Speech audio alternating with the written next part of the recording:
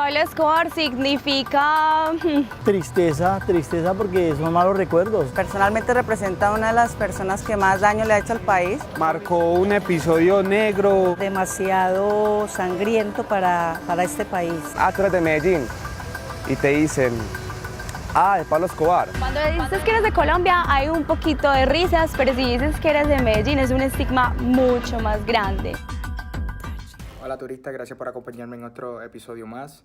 Antes de comenzar con este video, yo quería sentarme aquí con ustedes para explicarles algo que yo considero muy importante y así de esta manera no hayan malos entendidos. Hoy en día existe un problema muy grande que cuando mencionamos el país de Colombia lo relacionamos con un personaje que solamente trajo dolor y sufrimiento para los colombianos. La mayoría de los turistas que viajan a Colombia pues van solamente para conocer la historia de este personaje, el cual los medios tales como Netflix y sus múltiples series se han encargado de darle una fama no merecida. Para yo poder hacer este tour lo tuve que pensar tantas veces porque yo sentía que si yo lo hacía le estaría faltando el respeto a los colombianos, porque hoy en día existen muchos colombianos que todavía están muy sentidos sobre estos hechos que pasaron hace años y todavía hay víctimas que han perdido familiares o amigos que todavía caminan las calles de Colombia. Fue una era la cual los colombianos quieren olvidar porque fue tanto sufrimiento que obviamente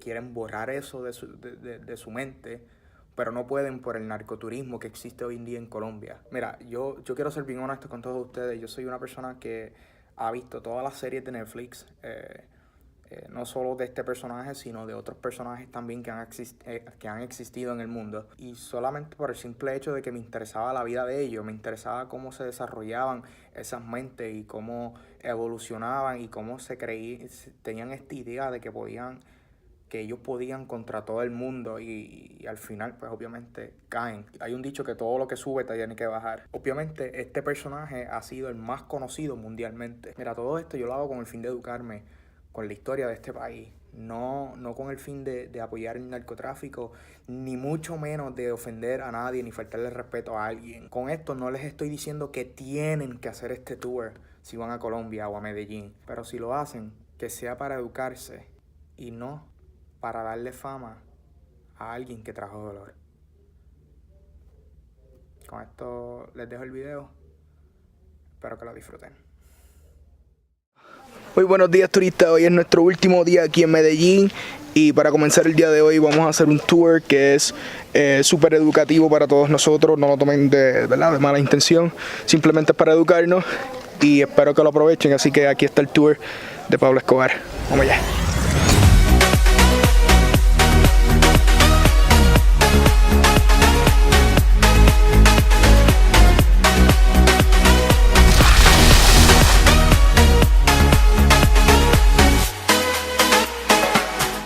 Pues les recuerdo, mi nombre es Julio.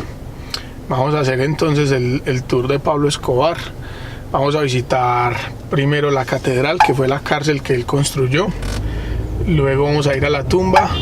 Luego vamos a ver el lugar donde murió. Y por último vamos a ir al barrio Pablo Escobar. Pablo nació en Río Negro, no nació acá en Medellín. Él nació en Río Negro en el 1949, pero creció en Envigado, que es precisamente hacia donde vamos. Tenía 3 hermanos y 3 hermanas. De ellos solamente hay uno muerto, un hermano muerto que está enterrado al lado de Pablo, y solamente había un hermano que estaba involucrado con el cartel, que es el hermano que les mencioné ahorita, que es Roberto Escobar. Cuando tenía 19 años fue cuando empezó a hacer cosas malas. Algunas de las cosas que robaban eran carros, y cuando él estaba metido en esto de los robos se conoció con Don Berna. Don Berna, así es como le llamamos, pues es muy importante para la historia porque Don Berna estuvo involucrado en muchas cosas diferentes, no solamente con Pablo, y de hecho pues solamente lo pudieron capturar en el 2004. Él fue capturado en el 2004, lo extraditaron a los Estados Unidos, entonces hoy en día está en Estados Unidos en la cárcel. Don Berna contrabandeaba, entonces Pablo empezó a trabajar con Don Berna, que precisamente luego eso es lo que le da el éxito. Las formas como aprendió él a enviar la cocaína pues a los Estados Unidos principalmente. Luego él conoce a Griselda Blanco. Griselda es más conocida como la Viuda Negra. Entonces cuando él la conoce, él se involucra también porque empieza a trabajar con ella. Él empieza a contrabandear base de coca para ella. Él tenía que contrabandear eso porque la planta de coca no es colombiana, es de Bolivia originalmente. Entonces tenían que hacer todo el proceso allá, transportar la base de coca hacia acá. Acá se procesaba esa coca, se hacía más y luego se enviaba a los Estados Unidos. En mi opinión personal, él fue, digamos, el peor personaje en la historia de mi país, pero fue muy inteligente porque en ese entonces él empezó como a cultivar sus propias plantaciones de coca. Él pudo operar sin problemas, sin ningún inconveniente, más o menos hasta el 79, porque resulta que en el 1979 la cocaína se convirtió en un problema muy grande para el gobierno americano. Y cuando encontraron que era principalmente de acá de Colombia, vinieron e hicieron un tratado o un acuerdo de extradición con Colombia. Pues Pablo, como era tan inteligente, hizo algo más. Resulta que como uno podía pues ser extraditado si lo descubrían, pero en ese momento nadie sabía quién era él realmente, él participó para llegar al Congreso, para ser congresista, porque si usted era parte del Congreso tenía inmunidad política contra la extradición. Ahí es donde él empieza con una campaña política que se llama Medellín sin tugurios. Medellín sin tugurios la idea era hacer casas y regalárselas a la gente, como el barrio Pablo Escobar, donde vamos a ir luego. Entonces pues en ese lugar se van a dar cuenta ahorita que lo quieren, allá la gente pues en realidad lo aprecia. Entonces en ese tiempo él era como una celebridad acá en Medellín. Por eso hay personas que lo llaman el Robin Hood paisa. Resulta que Pablo fue elegido. Él fue elegido, llegó al Congreso, pero cuando llegó al Congreso es cuando todo cambió. Entonces hubo un tipo que un día acusó a Pablo de que su dinero estaba involucrado con el narcotráfico. Esta persona era el ministro de Justicia, Rodrigo Lara Bonilla. Cuando Rodrigo hizo la acusación, Pablo le respondió algo como que: quiero informar a la opinión pública que el señor ministro de Justicia tiene un plazo de 24 horas para que presente las pruebas concretas de la sindicación que me hizo en el día de ayer en la Cámara de Representantes. No, vinculación con el narcotráfico. Siempre he asegurado que mi dinero no tiene vínculos con el narcotráfico. ¿De dónde surgió entonces su dinero, su fabulosa capital? En Antioquia todos conocen las inversiones en el campo de la industria, en el campo de la ganadería y en el campo de la construcción. El señor ministro de Justicia me acusó a mí en forma injusta y yo lo he denunciado penalmente porque ha incurrido en el delito de calumnia que el Código Penal colombiano castiga de 1 a 4 años de prisión. El hecho es que en ese momento pues no se pudo hacer nada, pero habían unos señores de un periódico que es El Espectador que estaban investigando a Pablo y ellos encontraron algo, que en el 76 Pablo lo habían metido a la cárcel y ahí es donde le tomaron la foto que es famosa, que es la foto donde él está sosteniendo los números y está sonriendo. La cosa es que nadie sabía sobre ese pasado porque Pablo se aseguraba de que nadie se fuera a enterar. Entonces él lo que hizo fue que mató a los policías que lo metieron a la cárcel.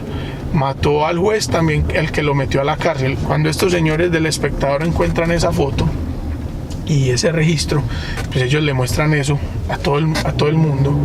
Entonces ahí es donde todos se dan cuenta que el dinero de Pablo viene sucio por el narcotráfico, es dinero del narcotráfico, y lo sacan del Congreso. Entonces Pablo decide hacer algo. Lo que él hace es que manda asesinar al ministro de Justicia, Rodrigo Lara Bonilla, que fue el que empezó con todo. Así es como inicia la guerra entre el gobierno de Colombia y el cartel de Medellín.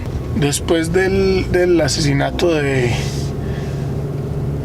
Rodrigo Lara Bonilla, el ministro, Pablo se fue. Él se fue para Panamá, se quedó en Panamá, se escondió en Panamá algunos meses y luego regresó cuando todo ya estaba más calmado. Resulta que él en ese entonces vivía como en las afueras de Medellín, más como al lado del poblado, pero hacia arriba. Cuando él regresa de Panamá, él se va para ese sector donde vivimos ahorita, el edificio Mónaco. Él construye el edificio él mismo y se va a vivir allá con su familia, pero solamente en la zona de arriba, en el penthouse, y el resto del edificio estaba totalmente vacío. Vive ahí del 85 hasta el 88 con su familia únicamente. Esa torre amarilla era una torre de vigilancia. En este punto el ejército tenía como un checkpoint, un punto de chequeo, sí, y nadie, absolutamente nadie podía cruzar. Esas eran las órdenes, que nadie entraba o salía de la cárcel. De aquí a la cárcel hay 1 kilómetro más o menos. La distancia es porque ni siquiera el ejército que había aquí abajo podía acercarse a la cárcel. Ahora la cárcel es un hogar de retiro para ancianos. El lugar le pertenece a la alcaldía de Envigado y hay un señor que es como el que se encarga de manejar el lugar. Ese señor es un padre. Todavía hay algunas de las cosas que habían en ese tiempo. Hay algunas ruinas también, porque el lugar, cuando Pablo se escapó de esa cárcel, pues el lugar, digamos, lo tumbaron las mismas personas del ejército buscándolo a él, pero todavía hay algunas cosas originales que se pueden ver. Esta es la entrada a la cárcel, lo que hoy en día es pues como el hogar de retiro. Ese señor que están viendo ahí, ese señor se llama Jaime. Jaime era parte del cartel de Medellín. Jaime era un guardia y un conductor de Gustavo Gaviria, el primo de Pablo. Cuando a Gustavo lo matan en el 90, él sigue trabajando para el cartel. La cárcel era 3 edificios principalmente, 3 edificios grandes. El primero quedaba en este punto de acá del parqueadero, o sea, lo que es el parqueadero hoy en día era como el primer edificio. Luego el segundo, ya mismo lo van a ver, ese es original. Todos esos colores que se ven ahí, pues digamos son nuevos, el mosaico es nuevo, pero la estructura de ese edificio es original. Y al otro lado había otro edificio que lo tumbaron y construyeron uno nuevo. Lo construyó el padre, que es el manager de este lugar hoy en día, y tiene forma de cruz. Si usted lo mira desde el aire, se ve como una cruz. Ese se hizo en memoria de las víctimas. Ese edificio de la derecha, es que tiene los colores. Este de acá. Okay. Este edificio es original. O sea, al otro lado había uno igualito a este, eran 2. Eran las habitaciones de los guardias. El primer edificio de este lado eran las habitaciones para los prisioneros. Pablo, cuando vino acá, vino con 14 de sus hombres y su hermano. El edificio de la mitad, el que está ahí intacto, ese edificio era como el patio principal, o el patio donde los prisioneros tenían que, digamos, pasar el tiempo en el día. Y ya en el otro edificio de atrás eran las habitaciones de Pablo, de su hermano, y otras 4 habitaciones. Como el gobierno siguió haciendo presión, Pablo crea otro grupo. Era la misma gente, pero usando otro nombre. Se llamaban los extraditables. Pablo le dijo a su grupo, los extraditables, que iba a empezar a atacar el gobierno. Entonces necesitaba el apoyo de todas las personas para poder hacerlo. Principalmente pues dinero, porque una guerra es cara. Pablo operaba tranquilo con la gente del cartel de Cali también. Cuando él invita a los de Cali a que hagan parte de esto, entonces los de Cali dicen que no. Cuando ellos le dicen que no a Pablo, Pablo los amenaza, ellos responden enviándole un carro bomba al edificio Mónaco. Pero Pablo no estaba ahí, entonces no le pasa nada, pero su familia sí estaba ahí. Como consecuencia de esa bomba, Pablo se vuelve loco y empieza a atacarlos a ellos y al gobierno, empieza a atacar a todos sus enemigos juntos. Para el 90 nosotros teníamos elecciones de presidente. 3 de los candidatos presidenciales fueron asesinados. Luis Carlos Galán Sarmiento. Luis Carlos estaba en Soacha, iba a dar un discurso. Soacha es un pueblo cerquita de Bogotá, y cuando él llega y se sube al stand donde iba a dar su discurso, lo asesinan con una metralleta, una ametralladora. Todo el mundo lo estaba tocando, lo quería coger. Nosotros en este momento vamos, ¿sí? Está pasando, yo dejo pasar una persona ahí, paso, mire, ponga cuidado. Sí. En este momento, cuando él levanta las manos, ahí escucharon los tiros, mira, todo el mundo al piso, ahí cayó el otro Galán, mírenlo, allá está, mire. Vestido claro. De vestido oscuro. El que está el claro es un guardaespaldas, el que cayó herido. Sí. Había una persona que es César Gaviria, que trabajaba con Galán, era parte de su campaña política. Cuando Galán es asesinado, César, digamos, toma las riendas de la campaña y dice que él se quiere convertir en el presidente. Pero antes de ser el presidente también intentaron asesinarlo. Resulta que César se supone que iba a tomar un vuelo comercial de Bogotá a Cali el 27 de noviembre del 90. Nunca llegó al avión. Luego se descubrió que era que él estaba usando otro avión privado en los últimos días, entonces nunca llegó a ese avión. Pero después de que ese avión despegó, a los minutos de haber despegado, explotó en el aire. Hace 23 años, 107 pasajeros viajaban de Bogotá hacia la ciudad de Cali. Pero en un abrir y cerrar de ojos, todos murieron al explotar una bomba puesta en la aeronave por orden del extinto narcotraficante Pablo Escobar Gaviria. Que un avión hace explosión a tan pocos minutos de su despegue. Así recuerdan los familiares de las víctimas lo que ocurrió. Entonces hicieron muchos ataques que hicieron mucho daño y por eso el gobierno empezó a hacer lo que tenía que hacer. El gobierno empezó a hacer su trabajo. Ellos crearon las fuerzas élite del ejército. El trabajo de las fuerzas élite era encontrar la gente del cartel de Medellín. Pues encontraron a Carlos Leder, que era uno de los líderes del cartel de Medellín. A él lo capturaron y lo extraditaron a Estados Unidos en el 87. Él está vivo en la cárcel. Encuentran al mexicano, Gonzalo Rodríguez Gacha. A él, si no estoy mal, fue en el 88. Lo encontraron cerca de la costa y lo asesinan. Luego encuentran a Gustavo Gaviria, el primo de Pablo, acá en Medellín en el 90. Y también lo matan. Entonces al final solamente quedaban los hermanos Ochoa, que eran 3 hermanos socios de Pablo, y Pablo Escobar. El gobierno estaba teniendo resultados. Así que Pablo, una vez más, demuestra lo inteligente que es, porque lo que él hace es que va hacia el gobierno. Él sabía que lo estaban acorralando.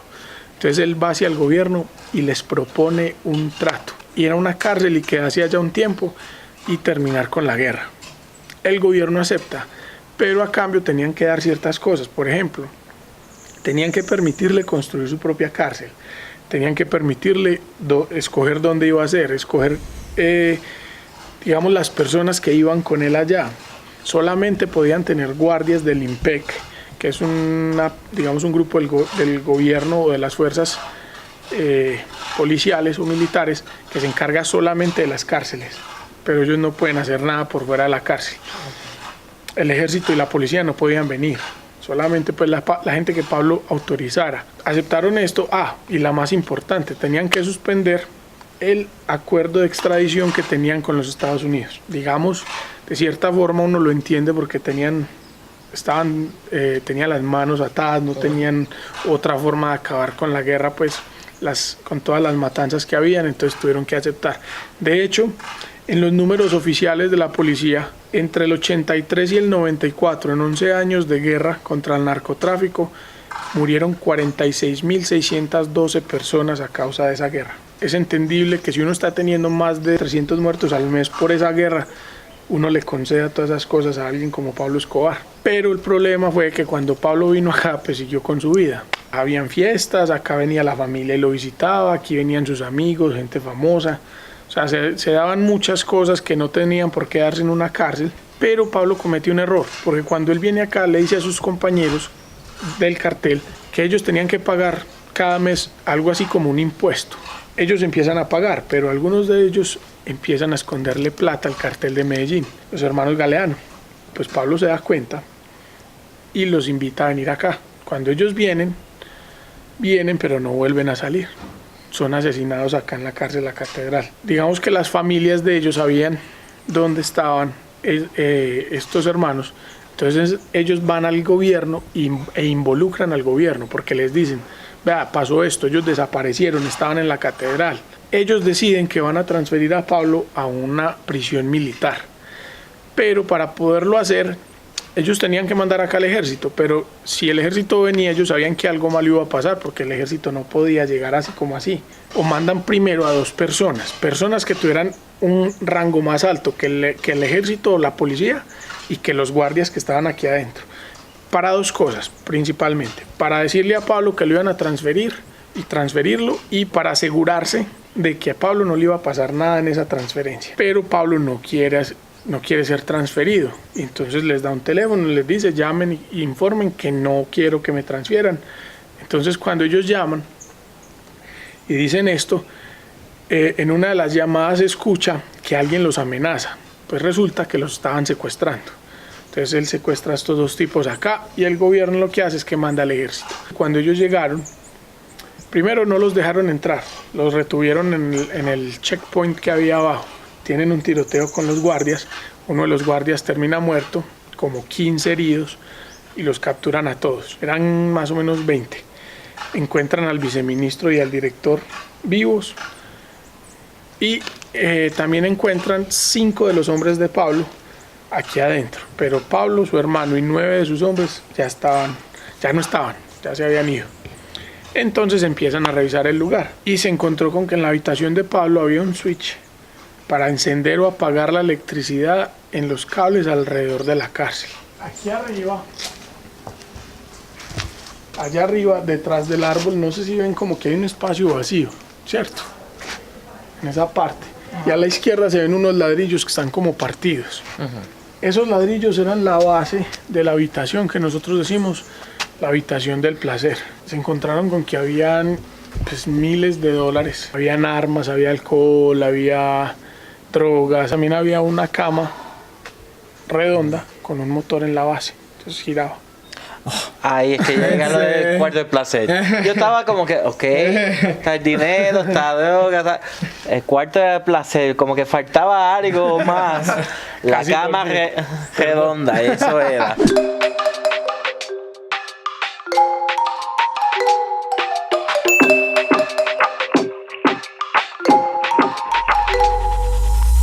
El primero es Pablo Emilio Escobar Gaviria. Como inicié diciéndoles ahora, nació en el 1 de diciembre del 49 y pues aquí se ve que fue asesinado el 2 de diciembre del 93, un día después de haber cumplido 44 años. Luego de Pablo está Luis Fernando, que era su hermano menor. Él murió cuando estaba joven, murió el 25 de diciembre del 77 en un accidente en un carro que Gustavo y Pablo le habían dado de Navidad. Teresa Vergara era la nana, ella era la que cuidaba a Pablo y a sus hermanos cuando estaban pequeños y le ayudaba a Hermilda. Hermilda era la mamá, la que se ve acá. Hermilda era la mamá de Pablo, ella murió en el 2006. Detrás de Hermilda están Inés Ofelia, que era la hermana, ellas dos eran hermanas, era tía de Pablo, y también está Gloria Angélica, que fue una mujer que murió recientemente. Según la información, era familiar de Pablo, eran primos. Álvaro de Jesús, que es el que está al lado de Hermilda, él era Limón. Cuando Pablo es asesinado, en esa casa donde él estaba, solamente estaban 2 personas, Pablo y Limón, Álvaro de Jesús. Si se fijan, ahí dice diciembre 2 del 93. Luego está Juan Manuel Escobar, que era tío de Pablo y también era hermano de Abel. Abel era el papá de Pablo, que es este último que se ve acá. Murió en el 2001.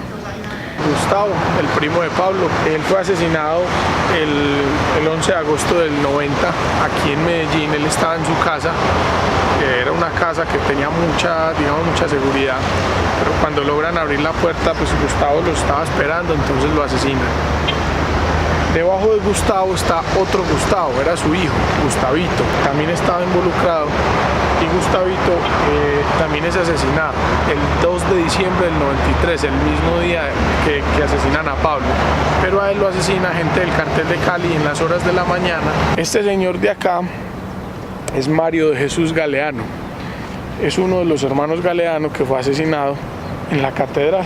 Estamos afuera de la casa donde Pablo se estaba escondiendo, antes de morir.